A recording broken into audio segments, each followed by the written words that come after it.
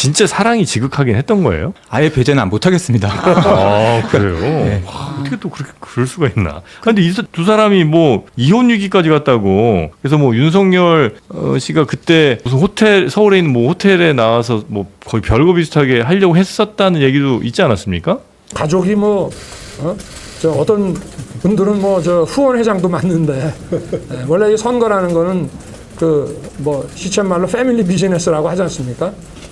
근데 뭐 제 처는 다른 후보 그 저 가족들처럼 그렇게 적극적이진 않기 때문에 뭐 그런 오해할 필요는 없다고 저는 생각하고 있습니다.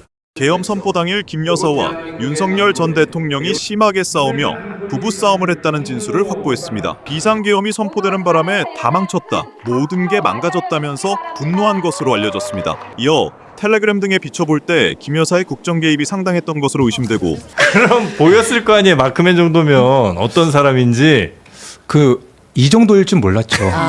그래요? 예. 그러니까 지금 와서 이제 결과를 놓고 아. 과거의 이제 단편들을 이제 생각해 맞춰보니. 보면은 그때 좀 그게 의미 있는 팩트들이 이제 지금 이제 새삼 재발견되는 것들이 많더라고요. 그리고 그 당시에 좀 약간 이상하다 이렇게 느낀 지점들이 있긴 있었어요. 뭐 가령 예를 들면 이렇게 통화를 할 때 네. 제가 개인적으로 좀 충격적이었던 게 그 손바닥에 왕자를 써가지고 그 이제 네네네. 토론회 나갔을 때 이제 저는 개인적으로 이제 그게 좀 충격이었거든요. 예. 그래서 이제 다음날 아침에 이제 전화를 해요, 제가. 예. 그러면 이제 전화를 안 받고 이제 콜백이 오면 이거 뭐냐 이렇게 이제 물어보면은 이제 항변을 하죠. 네. 아, 이거 본인이 직접? 네, 후보자 네. 본인이 네, 본인이 할머니가 집 앞에서 기다리고 있다가 그걸 써주는데 어떻게 안 그걸 어떻게 만류를 하냐. 그래도 이제 저는 여튼 마크맨이니까 이제 여러 가지 얘기를 나누다가 이거 싫어한다 사람들이 여튼 그런 거 하지 마시라 하면은 이제 아닌데 나 다음에 이마에 써갖고 나갈게 뭐 이렇게 삐뚤어질 때나 이런 거요. 싫어해요? 진짜요? 그렇죠. 직접 통화한 내용이에요. 예. 이마에 쓰고 나간다는 얘기를 해요. 그러니까 완전 농담처럼. 그렇죠. 그러니까 저는 그때는 아유 왜 그러시나 이제 이런 건데 이제 지금 이렇게 쭉 이제 다시 이제 돌이켜 보면은 그게 하나의 성격을 알 수 있는 어떤 단면이라고 해야 되나요? 어떤 장면이라고 해야 되나요? 그러네요. 근데 누가 현이- 뭐라고 하면 한술 더 뜨는 거군요. 청개구리 기질이라고 하면 좀 귀엽게 표현하는 것 같고 좀 그런 특징이 누가 있었던 것 자기한테 같아요. 뭐라고 하는 거를 잘 참지를 못하는 성격이군요. 그렇죠. 근데 이제 현일용 기자는 대통령실 출입을 했잖아요. 네. 대통령이랑 당시 통화가 됐었던 걸로 아는데 후보자 시절이랑 좀 넘어갔을 때 초반에는 예. 직접 기자들이랑 전화를 하기도 했었대요. 예. 근데 그 끊긴 시점이 있나요? 일단 기본적으로는 그 대통령이 되고 난 다음에 당선 이후 아니면 취임 이후? 취임 이후 취임 이후에는 기자들이 조금 뭐라 그럴까 좀 문턱이 높다고 해야 되나요? 전화하기가 좀 불편하다. 그럴 이제 수 있죠, 뭐. 그런 게 이제 첫 번째로는 있었고 두 번째로는 갈수록 그 뭐라고 표현해야 되죠? 좀 대통령이 좀 멀어져 했죠. 이제 자기에 대해 거리를 좀 두기 시작했다. 쓴소리 하거나 이게 좀 이렇게 이쪽 길이 아닙니다. 이쪽 길입니다. 이제 이런 말을 하는 거에 대해서 이제 내가 대통령인데 이제 어떤 측면에서는 이제 계속 자신감이 올랐고 네네네. 네가 대통령 해봤어? 약간 이런 마인드가 있었고 네가 해봤어. 대통령. 정주영이야 뭐야. 기성 언론과는 이제 갈수록 계속 멀어지는 그런 게 있었어요. 예를 도어 스타핑도 그렇고 비행기 타러 갈 때 특정 언론사를 안 태우려고 한다거나 문제가 계속 생겼죠. 또 그런 거 네. 하면 특정 언론사 기자들만 또 불러서 또 챙기기도 하고 그랬어. 그때 CBS랑 채널 A였었나요? 뭐 그런 일이 있기도 있었죠. 그러니까 네. 충격적이죠. 있을 수가 없는 일이죠, 사실은. 자기 싫어하는 기자를 1호기가 당신 게 아니거든요. 예. 예, 국가 건데 안 태운다거나 그리고 바로 그거예요. 그 비행기예요. MBC 기자들 안 태우고 출국을 한 그 비행기 안에서 네. 이제 자기가 좋아하는 기자들을 따로 불러가지고 근데 그게 다른 기자들이 이렇게 따닥따닥 앉아 있는 비행기 아닙니다. 네. 그러면 이제 경호하는 사람이 와요. 네. 뭐 기자를 부르면 다른 기자들이 다 쳐다봐요. 그러면 이제 딱 해서 나가는 그런 거거든요. 이제 그러면 이제 저희들은 뭐야? 황당하죠. 예.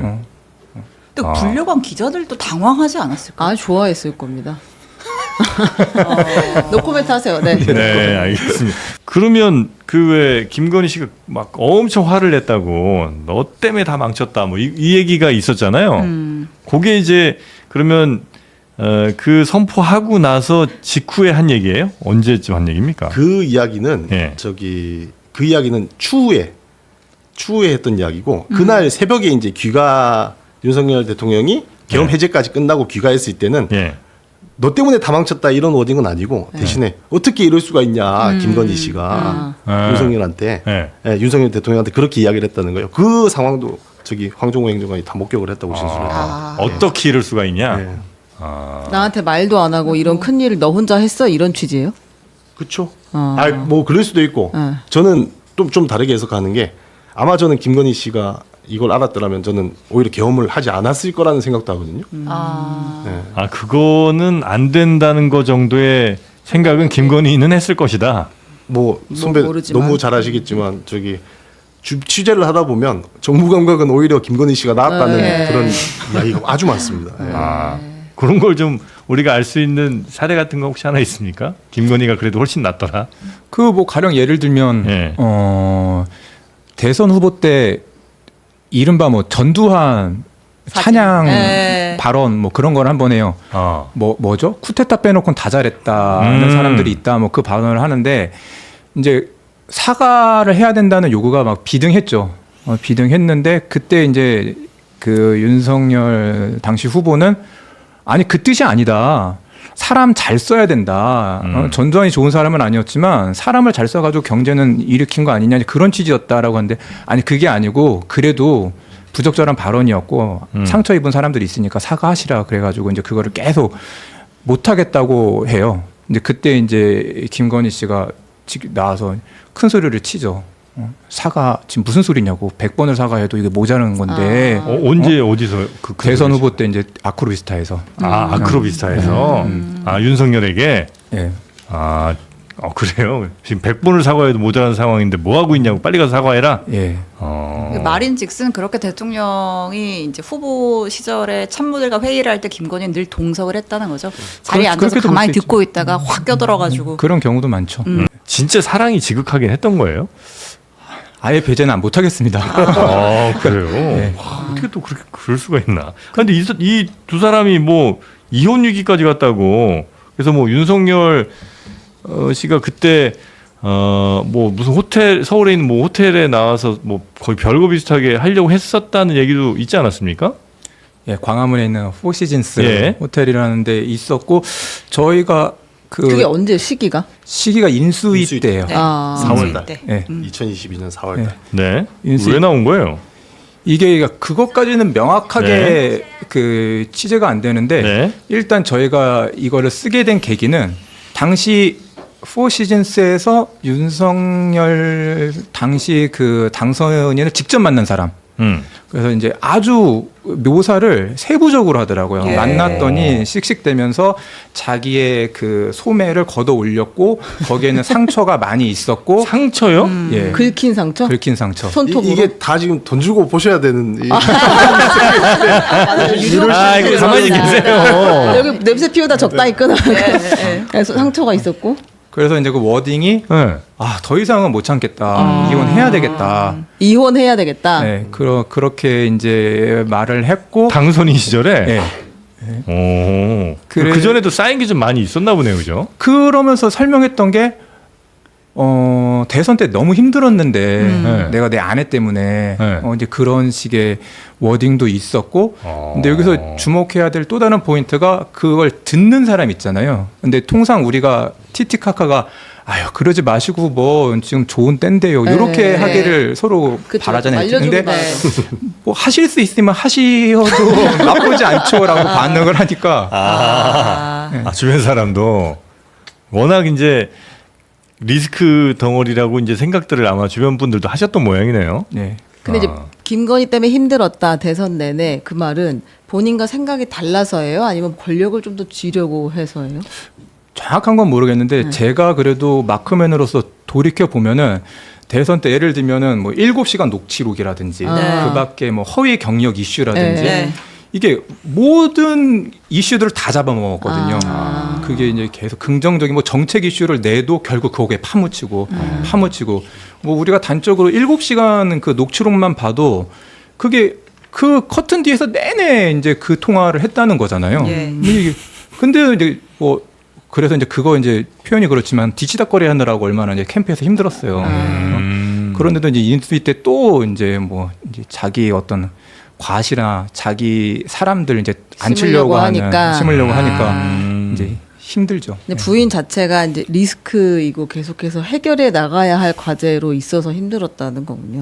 대통령이 취임하고 나서 직후에 대통령실에 이제 고위 관계자가 대통령한테 이제 보고해야 될 중요한 사안이 있어가지고 보고서를 올렸는데 보고를 하고 나서 이제 돌아왔더니 여사 라인 인사가 전화가 왔다는 거예요. 네. 이분이 아주 고위 관계자인데 뭐 직급은 훨씬 낮았겠죠. 근데 여사 라인 인사가 전화가 와서 대통령한테 보고서를 올리셨다면서요? 이렇게 물어봐서 올렸다. 그러니 왜 보고서를 한 부만 만드셨어요? 응? 그러면서 앞으로는 너 두 부를 만들어 주셨으면 좋겠다. 그러면서 한다는 말이 이제 태양이 두 개인 거 모르셨습니까? 그런 말을 했다는 거예요. 근데 이게 일단 첫 번째는 자기가 보고하고 나온 걸 이 사람이 어떻게 알았을 거며 두 번째는 대통령한테만 당연히 보고해야지. 그럼 대통령 말고 누구한테 보고해? 말이 안 되는 거잖아요. 여기서 잠깐 그 첨언을 하자면 여기서 잠깐 첨언이 대체로 재밌네요. 저희가 멀리 갈 필요가 없는 게요. 네. 김건희가 명태균한테 맞아요. 이런 말을 합니다. 저기 선생님, 저희 사실은요, 공천이랑 인사권 50대 50 하기로 이미 네. 약속했어요. 맞아요. 그 얘기를 직접 합니다. 네. 아, 근데 진짜 그랬을까? 뭐 그런 정황들이 있잖아요. 사람을 많이 밀어 아니, 넣었고. 어떻게 50대 50 생각을 하지? 그 윤석열 대통령이 후보 시절부터 여러 차례 했던 워딩 중에 하나가 네. 패밀리 비즈니스라는 맞아요. 말을 하거든요. 제가 아는 사람은 갑자기 국민의힘에 어느 날 기습 입당을 해요. 심지어 당대표랑 뭐 고위 관계자들이 당이 없을 때 기습 입당. 금요일로 기억을 하는데 예. 금요일 오후에 갑자기 당에 들어옵니다. 그래서 아마 장재원 의원이나 뭐 권영세 의원이나 권영세 의원도 없었나? 권영세 있었어요. 있었습니까? 이재영이 위원장이 그 정도 있었는데 갑자기 들어와요. 그래서 네. 이제 압수수색 하듯이 입당을 하거든요. 그런데 이제 그때 이제 통화하는 인사가 아니 이게 당 대표랑 이리저리 뭐 이렇게 여튼 얘기하고 들어오셔야 이제 그랬더니 어차피 선거는 패밀리 비즈니스야. 이 얘기를 했다고 하더라고요. 다시 얘기하자면 예. 아내랑 다 얘기했어. 오늘 들어오는 걸로. 이제 그렇게 해석이 되잖아요. 예. 이제 그게 그 하나의 케이스가 아니거든요. 주요 국면 민감하거나 깊이 숙고해야 될 때는 패밀리 비즈니스라는 말을 했습니다. 지금 이 말이 그 윤석열 입당 당시를 얘기하시는 예. 거죠? 이준석 없을 때 윤석열 입당했다 이 네. 얘기. 기습 입당. 패밀리 압수수색하듯이 비즈니스는 입당했던 말이 너무 웃기네. 예전에 제가 저번에 출연했을 때 김건희한테 이제 김건희 리스크 해결을 위해서 이제 여러 방안을 조언했던 참모가 날라갔다고 했잖아요. 네. 그 참모가 이제 김건희 처가 리스크를 해결하기 위해서 나한테 다 오픈을 해달라 그렇게 이야기를 하니 맞습니다. 네네네. 그 다른 사람인데 그 윤석열 대통령이 그 사람한테도 대선은 패밀리 비즈니스라는 말을 했다는 거예요. 그 패밀리 비즈니스는 그러니까 온 가족이 다 열심히 선거 운동해서 이제 누가 하나 당선될 수 있다는 그런 정도가 아니고 이제 당선이 되면 온 가족이 다 같이 그 정권을 운영을 해야 된다 이런 의미의 패밀리 비즈니스라는 거예요. 그러면 그런 차원으로 좀 이해가 되죠. 예. 근데 당선될 때까지는 진짜 100번 양보해서 그럴 수 있다 치고 어쨌든 당선에 김건희의 공도 있다고 본인은 생각했을지 모르겠는데 그 이후에 대통령 취임하고 나서 불거졌던 인사 전횡이나 뭐 갑자기 보고서를 2개 만들어 온다고 한다든지 내가 이렇게 얘기했는데 저쪽에서 얘기해서 뒤집힌다든지 이런 일들이 벌어지면 어쨌든 윤석열도 대통령인데 대통령 입장에서 그런 인사 전횡을 하는 김건희는 약간 뭐 정치적 경쟁자, 뭐 한동훈이나 이런 사람처럼 느껴질 수도 있는 상황 아니었어요? 그 정도까지 간? 대통령실 출입했던 그 말씀하셨던 대로 기본적으로 윤석열이 대통령이 되는 과정에 김건희가 중요한 역할을 했다고 둘 다 그렇게 생각을 했다고 보여져요. 윤석열, 김건희 둘 다. 김건희도 내가 핵심 공을 세웠고 예. 그거를 대통령도 그런 얘기 실제로 많이 했어요. 내가 내 부인 아니었으면 어려웠는데 부인 덕분에 대통령 됐다라고 얘기하는데 그게 이제 덕담 수준이 아니었고 그리고 여기에는 이제 둘 간의 그 캐릭터 그리고 또 특수한 어떤 그런 관계 네. 뭐 가령 예를 들면 어떤 뭐 무속 이슈가 또 개입될 수도 있고 등등 그래서 단순히 상식적인 선에서만 이렇게 그 바라보고 해석하기에는 좀 어려운 부분이 있고 김건희도 보통 얘기는 아니었죠. 네. 알고 있는 윤석열은 김건희에게 매우 의지를 많이 했어요. 여러 뭐 사안이나 여러 선택의 기로에서. 그랬던 것 같아요. 네. 그럼 요 얘기를 한번 해볼까 봐요. 그러니까 그 윤석열 주변에 있던 사람들이 김건희라는 이름을 올리는 순간 다 추풍 낙엽처럼 날아갔다는 거 아니에요. 가장 대표적인 에피소드가 정진석 비서실장 파티 분위기에 찬물을 끼얹었다. 이게 어떤 내용인가요? 그게 제가 썼던 기사인데 이게 2024년 3년인가요? 아 이제 24년 이제 초선 7월. 기회니까 네. 7월 달인데 이제 체코 원전 수주했다는 이제 소식이 들리니까 엄청난 경사지 않습니까? 윤석열 정부에서 이제 어쨌든 원전을 다시 활성화하겠다고 했고 그 성과로 실적이 나온 건데 그러니까 이제 정진석 비서실장이 여의도에서 다른 국회의원, 국민의힘 원내 지도부하고 이제 저녁을 하고 있다가 네. 대통령 적적하신데 같이 관저에 가서 같이 축하했으면 좋겠다. 이러고 같이 이제 끌고 관저로 갔다는 거예요. 그래서 이제 이렇게 둘러 앉아서 그 대형 스크린을 내려가지고 그 이제 속보 발표 그 화면만 딱 띄워놓고 기다리고 있었대요. 그래서 이제 그 수주를 했습니다 이렇게 속보가 나오니까 대통령이 이제 술상을 탁 내리치면서 뭐 엄청나게 좋아했다고 합니다. 그러니까 이제 분위기가 뭐 아주 축제 분위기가 됐을 거예요. 달아올랐어요. 뭐 좋아할 만하죠. 네. 예. 술도 뭐 폭탄주가 여러 네. 술에 돌았을 거고 그런 상황에서 이제 정진석 비서실장이 어렵게 이제 먼저 운을 띄운 게 이 기분도 좋은데 이런 자리에서 아니면 언제 이런 말 하겠냐 이러면서 우리 돌아가면서 쓴소리 한마디씩 합시다. 쓴소리 한마디씩 합시다. 야자 그러면서 타임급의 어떻게 보면 이제 눈치가 없는 걸 수도 있고 뭐 아니면 용기를 낸 거죠. 용기를 낸 거죠. 근데 그러면서 본인이 이제 먼저 한 말이 네. 제2부속실을 설치하시는 게 어떻겠습니까? 그 분위기 좋을 때. 정말 할 말을 네, 근데 진짜 해야 될 말을 해야 될 했네요. 말이죠. 네. 근데 언제 해야 될지 그것만 살피고 있다가 정진석 비서실장 입장에서는 지금이 기회다라고 생각을 했지 않겠습니까? 그래서 네. 했는데 돌아온 말이 갑자기 이제 완전 뭐 정색을 하는 거죠. 분위기 싸해졌구나. 돌아온 말이 네. 우리 처가 뭘 잘못한 게 있습니까? 그러면서 이제 뭐 엄청난 폭언을 퍼부었다는 거예요. 거기 우리 처가 뭐 잘못한 거 있습니까? 그렇죠. 이렇게. 네. 거기 뭐 국민의힘 원내 지도부 위원들도 같이 있는 자리에서 뭐 그렇게 퍼부어 버리니 완전 뭐 분위기가 박살이 나고 그래요. 와.